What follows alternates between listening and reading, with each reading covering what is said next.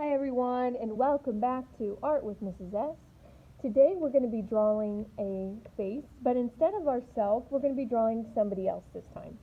So as I'm working here, I'm going to be thinking about either finding somebody that I would like to sketch or looking at a picture, or maybe there's a special character to help you out when you're drawing the face. So the first thing I'm going to do is find something to draw on. It can be a blank piece of paper, a sketchbook, or a dry erase board is fine, even a notebook, and something to draw with. You might want to use a pencil because there are some guidelines in here. I'm going to be using dry erase with my dry erase board. So again, just find what you have around the house. To get started, I'm going to actually make two really light lines.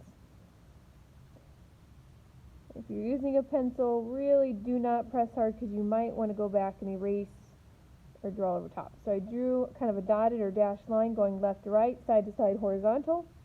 I'm going to do the same thing until they're perpendicular, intersecting, as center and as straight as I possibly can. So it makes kind of this plus sign, these four boxes, or square. This gives me a really simple guideline when I'm drawing my person or my character's eyes and nose and mouth and getting the face as correct and as best as I can when I'm making expressions, okay? That center line is actually where our eyeballs start, and I'm going to draw two eyeballs.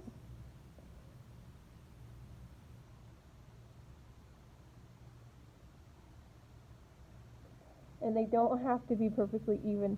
This intersection also marks the center of my person's face. And on this dotted center line, that's actually where my nose is going to go or start. I like to draw a nose with kind of that wide U, the C and the backward C. You don't have to. I'll close them up at the bottom. You can draw that little side, or maybe your nose goes up. Underneath the nose, still centered, now I can draw a mouth. Have smiling or open mouth or frowny face. Eyes, got my nose, got my mouth. And when you're looking at your brother or sister or mom or dad, or maybe you have a picture in a book that you're looking at, look at their lips, look at their nose, look at their eyes, and see how wide they are or how open they are, and really get those fine details down. Underneath that chin and the lips, I'm going to kind of come in this way. I already said, so the bottom of your chin and your eyeballs are going to help you out because your eyes are in the center of your head. And then so I know the top of my head needs to be about where my chin was. Kind of eyeballed that, did some rough measuring. I can kind of circle around. Our head kind of takes on that upside down eggy shape.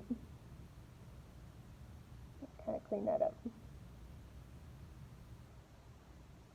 Over underneath the chin, I'm going to kind of come out and make a neck. Maybe you can see a neckline. It really does help to look at someone so you know how long their neck is or what they're wearing that day. Keep going. My ears kind of fall under this eye line too, so where that intersection was, where that dotted line is, I can start my ear and go down.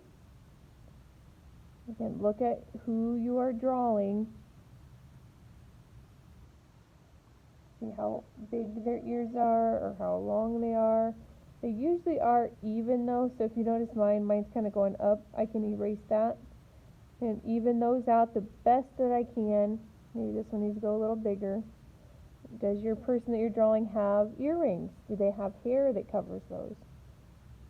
My eyebrows can kind of come up here. I have some thinner eyebrows. You can already start to see maybe this is more of a girl than a boy drawing. Some easy lines in there. And then the hair sometimes takes a little while. You really got to look at who you're drawing. How far does their hairline go down or go back? Does their hair fall over their ears? Are they bald? Is their hair braided?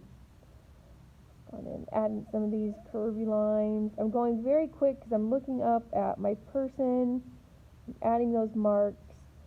And my person might have braids. Braids are kind of hard to draw, so I kind of go curve in just to create kind of that texture, that design.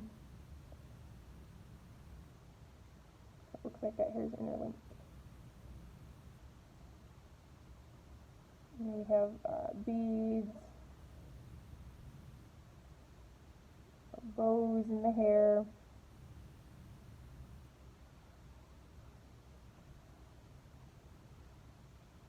You can go in and add those fine details of whoever you're drawing. So yours doesn't need to look like mine, because who I'm looking at and who you're going to be looking at will be completely different. But what does stay the same are those eyes are in the center of the head. Your line that you drew down, your guideline, goes straight through the center of the eyes, the eyebrows, the hairline, the nose, the lips, and the chin. And when you're going this way, the top of your head, the bottom of your chin should be so that your eyes are straight in the center. When you're all done, if you'd like to add color or just keep adding details, you don't have to do a background today, but if your person's head was kind of small and you have a lot of white space still, you might draw a background. And then the other thing you can do is you can go back and then when you're all done, erase those guidelines if it helps clean up your art. Kind of get those out of the way.